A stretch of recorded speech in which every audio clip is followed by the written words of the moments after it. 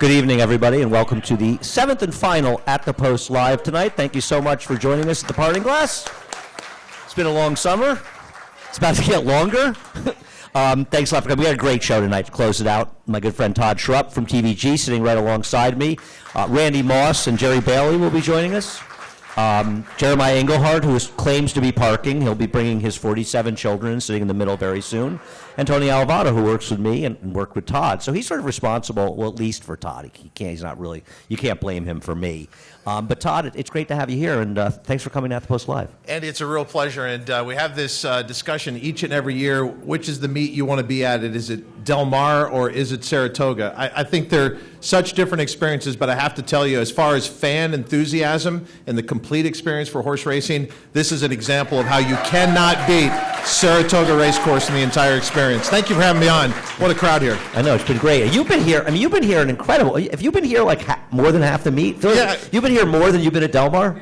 Pretty close. In fact, I was out here for the Jim Dandy, and then they were going to bring me back for Travers. Then it was up in the air whether or not I'd be here for the final week. So they finally decided they're going to keep me for the final week. So I've been here the last 2 weeks, and what's nice, as you can tell, since I'm not clean-shaven like Jerry Bailey, I do not have to go on air until Saturday. So I've been a fan since we got off the air on Sunday. So I came out to the races Monday, and then obviously yesterday and today. And like I said, now I get a chance to see what the fans experience at Saratoga, and I can see why they keep coming back and back. And that's a credit to Chris Kay and his team. They don't just rest on their laurels with Saratoga Racecourse. Chris is here, by the way, yeah, if you want to give him a hard time. Yeah, your current boss, my future boss. But, you know, the fan experience at Saratoga, it has something for everyone, and it's been nice to be able to go out and sit in a chair and just enjoy the races. Well, we're glad you had a chance. And Todd's here every day, I know. He's a sicko like I am. I mean, my mother said to me the other day, don't you ever think about taking a vacation where you don't go to the track? And I just ignored her. Yeah, but she also makes really good homemade meals for you when you're here. So my mother made me my mom is here as well tonight. My mom made me a great dinner. Son to be proud of. Son to be proud of. So, did you start at Canterbury Downs? Is that true? I did. I started at Canterbury Downs in Shakopee, Minnesota. One of the up-and-coming riders at the time was a guy named Mike Smith. He came up from New Mexico, just a 20-something-year-old kid that nobody knew. And at the time, when the track opened in Minnesota, there was a big concern about what would a racetrack bring to this pristine community in Shakopee, Minnesota. So one of the things they would have is they'd have INS raids every once in a while. So Mike Smith was walking through the backside after exercising a horse. He didn't have his wallet with him. And the INS came through and said, "Can we see your ID?" And he goes, "I'm sorry, I don't have it on me. It's back at the barn." They go, "What's your name?" He said, "Mike Smith." He's like, "Get on the bus." But it was you never forget your first experience at the racetrack from a work experience. And the one thing that I learned right away in horse racing is that you have to wear many hats, and there's no better place to learn at the racetrack. If you want to have a career on the backside, the front side, somewhere in between, there's everything that you can do at the racetrack to improve your skills. So that first experience at Canterbury, I was even the backup track announcer. And did you call much? I did. I actually got a chance. Tony Bentley was the track announcer there at the time, one of the coolest people that I've ever met in horse racing, because Tony was so good. We'd be watching him up in the press box. You could see his announcer's booth off to the side, and all of a sudden, he would flip off the microphone in between the call, and then he would start doing Pavarotti. And he would do that in the middle of it, or he would ask who's ahead in the Masters. He was just always that in control, so I learned from him not to panic in those situations. The best story I ever heard about race calling and how age can catch up with you as an announcer was the great Harry Henson, who used to be on the West Coast. And as Harry got up there in age, he couldn't quite see the numbers as well. So somebody came up to the booth, and they were visiting with Harry Henson. And so Harry Henson's calling the race. He told him to be quiet. And he looks out this side, and he's like, "Here comes Cougar the second, and now is Quicken Tree. And to the outside, it's the. And his guest goes, "The 4-horse. It's the 4-horse." And so I always had a great respect for track announcers. And I think if I didn't find television, that's what I'd be doing. I'd be trying to be a track announcer. But the few times that I got to do it, I would shake. When I go on air, I don't really get nervous. I get excited. But to get up in that announcer's booth, I would always be trembling. Well, the thing about being an announcer is your cadence is so important, right? Because if you screw up for even a half a second, it can throw the whole thing off. And what we do, we can find ways, hopefully, to get out of it. Well, and look, with being an announcer, less is more. Be accurate, give us the call. With what you and I do, over the top is more. And Right. You have to do You a and I lot more to believe in get over the attention. top. Yeah. Todd and I are having a competition to see who's more disliked. It's pretty close. Pretty close. You give me a run for my money. I got to give you credit. Well, I have more people, I'd say less people blocked this summer than you have. I will say that, on Twitter. And if you want to follow me on Twitter, @ToddTVG. Yes. Do you have more? Do you have less people? I mute a lot of people. All right. I only block really nasty people. That's the whole thing. Yeah, you have to be really bad to get a block from Yeah, me. yeah. And especially mute has really helped out with that. Mute is a good thing on Twitter. So you went from Canterbury to Calder for a long time, right? Yeah, so I was 5 years at Canterbury Downs. I was only 17 when I started working at the track, and I just knew immediately what I wanted to do. So there were financial issues at Canterbury, so I had to make a transition somewhere else, and through Tony Bentley, he knew down on the staff at Calder Racecourse in South Florida, Ken Dunn. And Ken Dunn had me in for an interview, and he hired me right away. So in 1992, I went to South Florida. I was in Calder for 7 years. It was at that time that Jerry Bailey was dominating the world with Bill Mott. And I remember one of my first opportunities to host a live event was the Florida Turf Riders.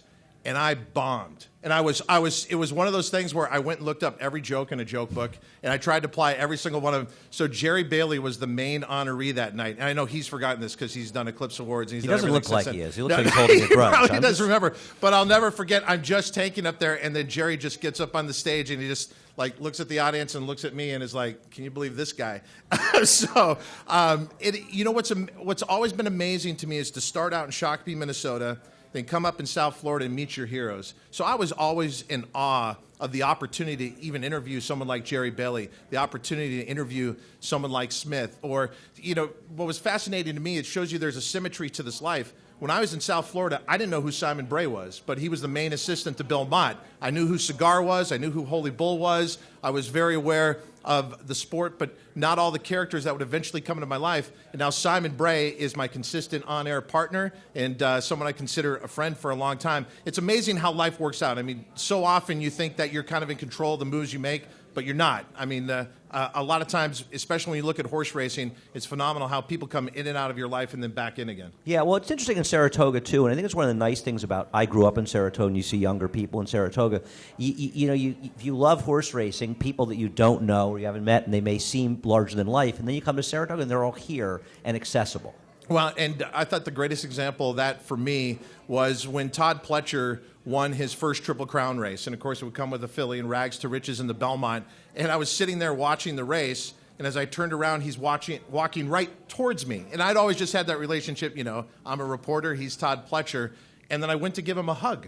And I was like, how's Todd Pletcher going to respond to this? And he hugged me back. And I joked about it the following year at the trainers' dinner, and then he walked up on the set and he gave me a hug again.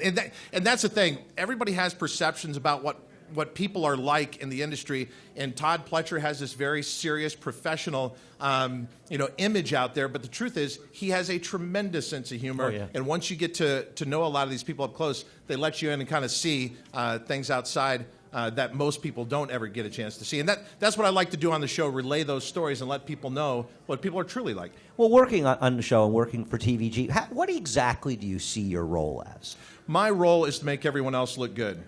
My role, when I ask a question on the show, for example, I keep moving back to Jerry Bailey here, but if Jerry Bailey were on the show that I were working on with, my job is to set him up. My job is not to ask a question that I can answer. It's to ask a question that Jerry Bailey's going to answer.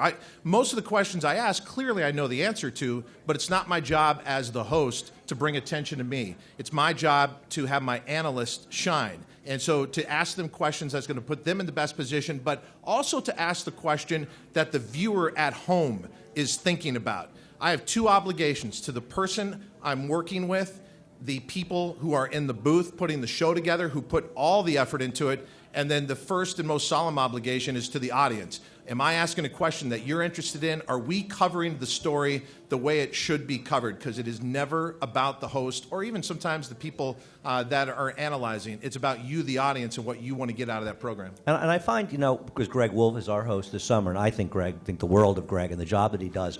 But the problem with being a good host is if you're a good host, people don't really notice you're there. Yeah, that's right. It's a thankless job. That is true. And I have to say this about Greg Wolf. He was, when we auditioned at TVG started 18 years ago. And we didn't know who we'd be auditioning with. As a matter of fact, one of my lifelong friends in racing is Matt Carruthers. I started with him at Canterbury Downs in Minnesota. When they took us out to California to audition, that we were staying at the Hyatt on the Sunset Strip. And I went down to breakfast before my audition, and there's Matt. I had no idea that he was applying for the job as well. And all of a sudden I realized I might be going up against a longtime friend to get the same spot. Well, I wasn't in with Matt on his audition, but I was in with Greg Wolf. And Greg Wolf did not have a lot of on-air experience. So since we were going for the same job, I turned into an absolute shark. I'll be honest, I was a jerk. I've heard this story. Like, I got on the lead, and Greg was struggling, and normally I would help someone along, but we're going for the same job. I didn't help him along.